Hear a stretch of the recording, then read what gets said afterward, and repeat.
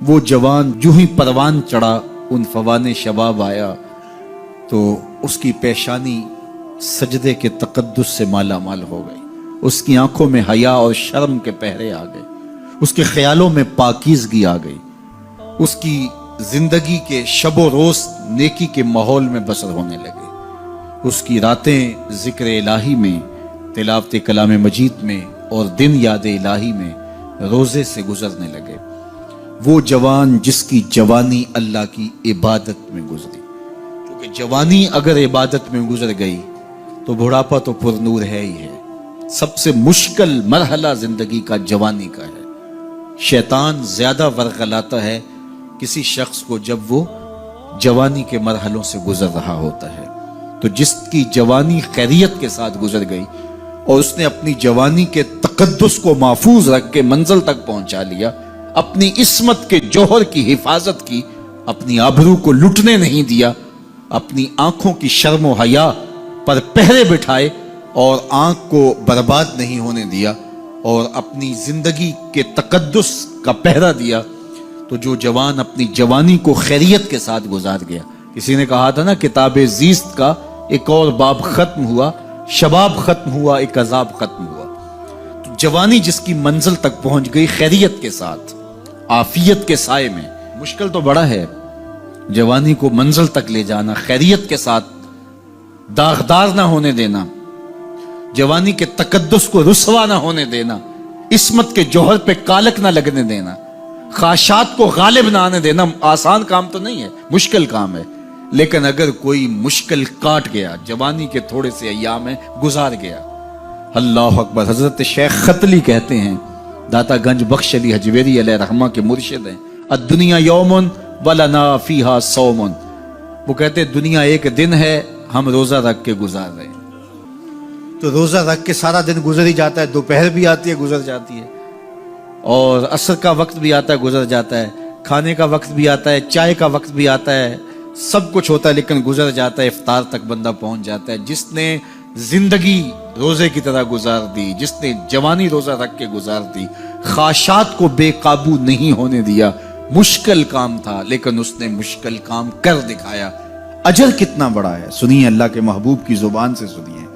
حضور نے ارشاد فرمایا جو سید ابو ہریرہ کے ذریعے سے ہمارے تک پہنچا، فرمایا قیامت کے دن جب سورج کا رخ سیدھا ہوگا، زمین تانبے کی ہوگی، لوگ پسینے میں شرابور ہوں گے، کوئی ٹخنوں تک پسینے میں، کوئی گھٹنوں تک، کوئی کمر تک، کسی کو پسینے کی لگام دی جائے گی، اور وہ پسینہ ایسے نہیں ہوگا جس طرح یہ پسینہ ہے، اتنا گرم ہوگا۔ ابن رجب حنبلی کہتے ہیں اس پسینے کا ایک قطرہ اگر احد پہاڑ پہ ڈال دیا جائے تو وہ پگھل جائے، اتنا گرم ہوگا، بدبودار اتنا ہوگا، ایک قطرہ دنیا پہ ڈال دیا جائے، انسان کیا جانوروں کے دماغ بھی پھٹ جائیں، اس پسینے میں لوگ شرابور ہوں گے۔ لیکن جس نے اپنی جوانی کو عافیت سے گزارا ہوگا، کل قیامت کے دن جب کوئی سایہ نہیں ہوگا، اللہ اس جوان پر اپنے عرش کا ٹھنڈا سایہ عطا فرمائے۔ وہ شخص جس کو کسی عورت نے دعوت گناہ دی اور وہ صاحب منصب تھی، صاحب جمال تھی، اور اس نے یہ کہہ کے یہ خواہش، یہ آرزو مسترد کر دی، انی خاف اللہ۔ اسی طرح کوئی عورت ہے تو اس نے اپنے تقدس کی حفاظت کی، اپنی آبرو پہ پہرا دیا اور کسی پیشکش کو ٹھکرا دیا، تو فرمایا قیامت کے دن جب کوئی سایہ نہیں ہوگا، اللہ اسے بھی اپنے عرش کا ٹھنڈا سایہ دے گا۔ کیسا سخت دن ہوگا، اور وہ کس اعزاز میں ہوگا، کس تکریم میں ہوگا۔ یہ تو 4 دن 10-20 سال ہیں، اور وہ 50,000 سال کا ایک دن۔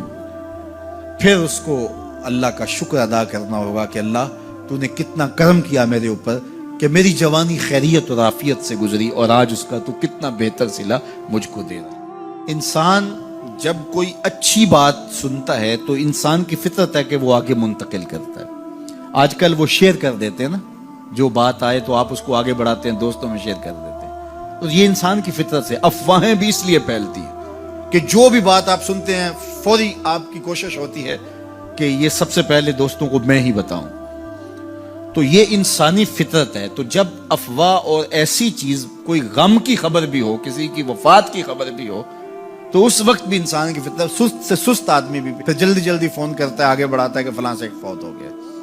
تو چونکہ یہ فطرت ہے، بات کو آگے بڑھانے کا شوق ہے انسان کے اندر رکھ کے، اس سے چیزیں پھیلتی ہیں، اور پھر جو خیر کی خبر ہوگی یا خیر کی بات ہوگی تو اس کو تو آگے پھیلانے کا پھر ہمارا دین بھی ہمیں ترغیب دیتا ہے، جذبہ دلاتا ہے۔ تو حضرت ابو ہریرہ اس جذبے کے تحت جو سنتے تھے پھر آگے منتقل کرتے۔ اب حضور کی بارگاہ سے اٹھ کے جاتے تو سب سے پہلے گھر جاتے اور سب سے پہلے اپنی ماں کو ہی سناتے، اور ماں تھی کافرہ، وہ سننے کی بجائے، خوش ہونے کی بجائے سن کے وہ الٹا ناراض ہوتی اور کوئی نہ کوئی ایسی بات کر دیتی۔ سید ابو ہریرہ سے گوارا نہ ہوتا، ایک دن انہوں نے کوئی ایسی بات کر دی کہ حضرت سیدنا ابو ہریرہ رضی اللہ تعالیٰ عنہ نے فیصلہ کر لیا کہ آج ماں کو چھوڑ دینا ہے، کیونکہ میں یہ گوارا نہیں کرتا کہ میرے آقا کے بارے میں کوئی ایسا جملہ کوئی بولے۔ اور تھی گھر میں ماں ہی، بھائی بھی کوئی نہیں تھا، بہن بھی کوئی نہیں تھی، باپ بھی فوت ہو گئے تھے، شادی بھی نہیں ہوئی تھی، تو ماں ہی ماں گھر میں، اور ماں اور بیٹا اکٹھے رہتے ہو تو پھر محبت بھی مثالی ہوتی ہے۔ تو اب ماں ہی ایک رشتہ ہے مادی دنیا کے اوپر، تو حضرت ابو ہریرہ رضی اللہ تعالیٰ عنہ نے فیصلہ کر لیا کہ چھوڑ دینا ہے۔ چھوڑ کے گھر سے نکلے، لیکن دل ڈوب رہا ہے کہ ایک ہی تو رشتہ تھا، وہ بھی گیا۔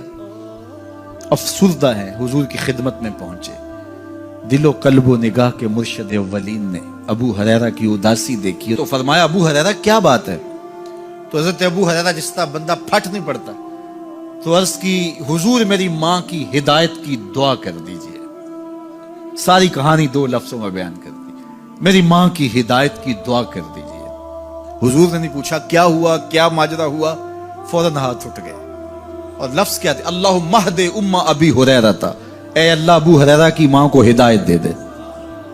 ادھر انہوں نے بے چینی سے یہ بات کہی، ادھر حضور کے ہاتھ اٹھے، پھر ان اٹھے ہوئے ہاتھوں کو خالی تو موڑا ہی نہیں جاتا۔ اجابت کا صحرا، عنایت کا جوڑا، دلہن بن کے نکلی دعائے محمد صلی اللہ علیہ وسلم۔ تو حضور علیہ السلام نے ہاتھ اٹھا دی، حضرت ابو ہریرہ نے دوڑ لگا دی۔ کسی نے پوچھا ابو ہریرہ آج بڑی جلدی ہے؟ کہا آج ہی تو دیکھنا چاہتا ہوں، گھر پہلے میں پہنچتا ہوں یا حضور کی دعا پہلے پہنچتی؟ جا کے دروازے کو دستک دی، اندر پانی کے کھنکنے کی آواز آ رہی تھی جس طرح کوئی غسل کر رہا ہو۔ آواز دی تو آواز آئی، بیٹا ابو ہریرہ ٹھہرو، میں بھی آئی۔ کہا لہجے سے سمجھ گیا اس میں محمد عربی کی دعا بول رہی ہے۔ تھوڑی دیر کے بعد میری ماں آئی، تازہ آثار وضو سے اور غسل کی وجہ سے ان کے جو ہے وہ بالوں سے قطرے ٹپک رہے تھے، اور لبوں پر میرے حضور کا کلمہ جاری تھا۔ اللہ اکبر، سیدنا ابو ہریرہ تیرے مقدر پہ قربان۔ ایک سفر میں حضور علیہ السلام اور اصحاب گامزن تھے کہ راستے میں قیام کیا، تو ایک قبیلے کی صلح کروانے کے لیے حضور علیہ السلام تشریف لے گئے۔ وہاں کچھ تاخیر ہو گئی تو صحابہ نے حضرت ابوبکر صدیق کو کہا کہ حضور رک گئے ہیں تو نماز کا وقت جا رہا ہے، آپ نماز پڑھا دیجیے۔ تو حضرت ابوبکر صدیق رضی اللہ تعالیٰ عنہ مصلی پہ کھڑے ہو گئے۔ اب نماز شروع ہوگی، ادھر سے حضور بھی فارغ ہو گئے، تو آقا کریم تشریف لائے۔ تو آقا کریم علیہ السلام جو ہی تشریف لائے تو صحابہ کی صفیں بندی ہوئی تھی، حضور کو دیکھا انہوں نے راستہ چھوڑ دیا، پیچھے سے لے کر کے مصلی تک صحابہ نے حالت نماز کے اندر حضور کے لیے راہ کشادہ کر۔ کاش کہ یہ حدیث سب لوگوں نے پڑھی ہوتی اور امت میں اتنے فرقے نہ بنتے، اور یہ سوچ کبھی نہ پنپتی کہ نبی کے خیال سے نماز ٹوٹتی ہے۔ یہاں تو راستے چھوڑے جا رہے ہیں، یہاں تو پروٹوکول دیا جا رہا ہے۔ اللہ اکبر، اور یہ حدیث کہیں چھپی نہیں ہے، بخاری کے اندر چھپی ہوئی۔ اللہ اکبر، آقا کریم علیہ السلام تشریف لائے تو صحابہ نے راستہ چھوڑنا شروع کر دیا، نماز بھی چل رہی ہے اور حضور کا راستہ بھی چھوڑ رہے ہیں۔ بالکل حضرت ابوبکر صدیق کے پیچھے آ کے حضور کھڑے ہو گئے۔ وابو بکر لا یلتفت یمینا ولا یسارا، جب آپ نماز پڑھتے تھے تو نہ دائیں دیکھتے نہ بائیں دیکھتے، پوری توجہ انہماک ہوتا۔ وہ اپنی کیفیات کے جہان میں ڈوبے تھے اور حضور آ کے پیچھے کھڑے ہو گئے۔ صحابہ نے اپنے ہاتھوں کی پشت پہ ہاتھ مارنے شروع کر دیے۔ مکعن و تصدیہ، قرآن نے تالی لگانا، سیٹی مارنا، یہ شیطانی اعمال ہیں، لیکن ہاتھ کی پشت پہ ہاتھ مار کے متنبع کرنا یہ مختلف مواقع کے اوپر یہ جائز ہے۔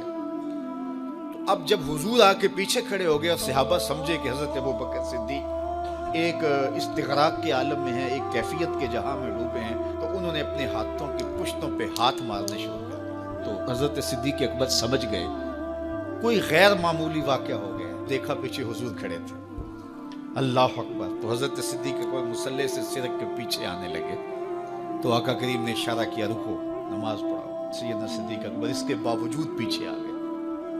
کبھی ہوتا ہے حکم اور کبھی ادب آگے ہوتا ہے، اللہ اکبر۔ حضرت سیدنا علی المرتضیٰ رضی اللہ تعالی عنہ کو کہا نا حضور نے صلح حدیبیہ کے موقع پہ، صلح نامہ لکھوایا جا چکا تو لکھا یہ محمد رسول اللہ اور قریش کی جانب سے ہے۔ تو عروہ نے کہا اگر محمد رسول اللہ مان لیں ہم تو پھر لڑائی کس چیز کی ہے؟ تو اس لیے محمد رسول اللہ نہیں، محمد بن عبداللہ لکھا جائے۔ تو وہ اس بات پہ بضد ہو گئے، اور اگر ایسا نہیں ہوتا تو معاہدہ ٹوٹ رہا تھا۔ تو حضور نے حضرت علی المرتضیٰ سے کہا کہ چلو رسول اللہ کا لفظ مٹا دو۔ عرض کی میں تو نہیں مٹاؤں گا، میں تو نہیں مٹاؤں گا، یہ نام میں تو نہیں مٹا سکتا۔ پھر حضور نے خود مٹایا۔ اب یہاں حضور نے کہا ابو بکر رکو، لیکن حضرت ابو بکر نہیں رکے، پیچھے آ گئے، اور پھر حضور خیر مصلی پہ گئے، نماز ہوئی، سلام پھرا۔ تو حضرت ابو بکر صدیق رضی اللہ تعالیٰ عنہ کو حضور نے کہا ابو بکر جب میں نے کہا تھا تم رکے رہو تو تم کیوں پیچھے آئے؟ تو سنو حضرت ابو بکر نے کیا جواب دیا رضی اللہ تعالیٰ عنہ۔ کروڑوں سلام، لاکھوں عقیدتوں اور نیاز مندیوں کے خراج ان کی چوکھٹ پہ عرض کرنے لگے ما کانا لابن ابی قحافہ ان یؤم رسول اللہ صلی اللہ علیہ وسلم۔ حضور ابو قحافہ کے بیٹے کی جرت کب ہوئی کہ رسول اللہ کے آگے کھڑا ہو کے نماز پڑھائے؟ یہ ابو قحافہ کے بیٹے کی ہمت کب ہوئی کہ رسول اللہ کے سامنے کھڑا ہو کے نماز پڑھائے؟ تو ادب پہلا کرینہ ہے محبت کے کرینوں میں۔ حضرت ابو بکر صدیق رضی اللہ تعالی عنہ نے اگر حضور علیہ الصلوۃ والسلام کی اطاعت اور حضور کی محبت، ادب، فرما برداری اور جانثاری کے انوکھے باب رقم کیے ہیں، لیکن حضور نے بھی ان کو جو اعزازات دیے۔ ایک خاتون آئی مسئلہ پوچھنے، آقا کریم نے فرمایا پھر آ جانا۔ اس نے کہا پھر آؤں اور آپ نہ ملیں؟ تو کہا میں نہ ملوں ابو بکر تو ملیں گے نا، اللہ اکبر۔ تو اپنے بعد اشارہ دے دیا ان کی طرف کہ میرے بعد میرا نائب ابو بکر ہے، اللہ اکبر۔ عزتوں کی مسند اور عزتوں کی معراج اور عزتوں کے مقام پہ سیدنا صدیق اکبر رضی اللہ تعالی عنہ کو بٹھایا۔ میرے والد گرامی رحمت اللہ تعالی علیہ نے پوری زندگی میں کوئی ایک تقریر بھی ایسی نہیں کی جس میں یہ اشعار نہ پڑے ہوں۔ جب وہ خطبہ پڑھتے تھے تو خطبہ پڑھنے کے بعد یہ اشعار پڑھا کرتے تھے، جس میں اس کی کیفیت ہے کہ جو حضور کے شہر میں جانے کے لیے تڑپتا ہے۔ ز مہجوری برآمد جان عالم، ز مہجوری برآمد جان عالم، تراحم یا نبی اللہ تراحم، کہ عرض کی جا رہی حضور آپ کی جدائی میں پورے جہان کی جان نکل رہی ہے۔ ز مہجوری برآمد جان عالم، تراحم یا نبی اللہ تراحم، نہ آخر رحمت للعالمینی، ز محرومہ چرا فارغ نشینی، بروں سر از برد یمانی، کہ روئے تست صبح زندگانی۔ حضور اپنا سر انور اس یمنی چادر سے ذرا نکالیے، چونکہ آپ کا چہرہ انور زندگی کی صبح ہے، زندگی کی بہار ہے۔ ادیم طائف نعلین پاکن، شراک از رشتہ جاں ہائے ماکن، اللہ اکبر۔ جامی علیہ رحمہ کا انداز کتنا دل آویز ہے۔ وہ کہتے ہیں حضور آپ طائف کے بنے ہوئے چمڑے کے جوتے پاؤں کی زینت بنائیں، آپ جوتے جو پہنے وہ طائف کا مشہور چمڑا ہو اور اس کے بنے ہوئے۔ شراک از رشتہ جاں ہائے ماکن، اور اس کے اندر جو تسمے ڈالیں وہ جامی کی جان کے ڈالیں، جامی کے چمڑے کے نہیں، جامی کی جان کے تسمے ان نالین میں ڈالیں جو آپ طائف کے بنے ہوئے نالین زیب تن کریں۔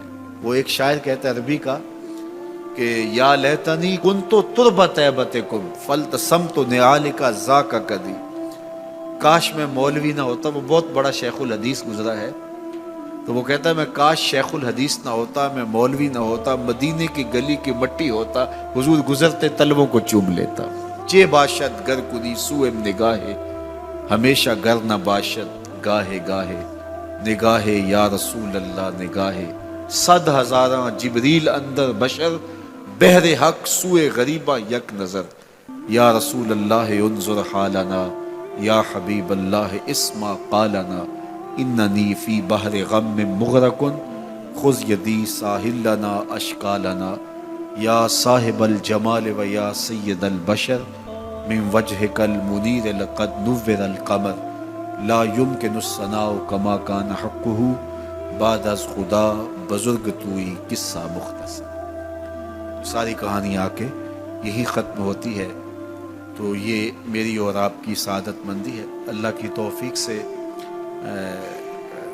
آپ کے لیے اور آپ میرے لیے محبت اور دعا کے جذبات رکھتے ہیں، اور ہم ایک دوسرے کے لیے دعا گو ہیں کہ آج میں حاضر ہوا ہوں اور آپ نے جو ہے وہ میرے لیے اپنی آنکھوں کی چمک اور محبت پیش کی ہے۔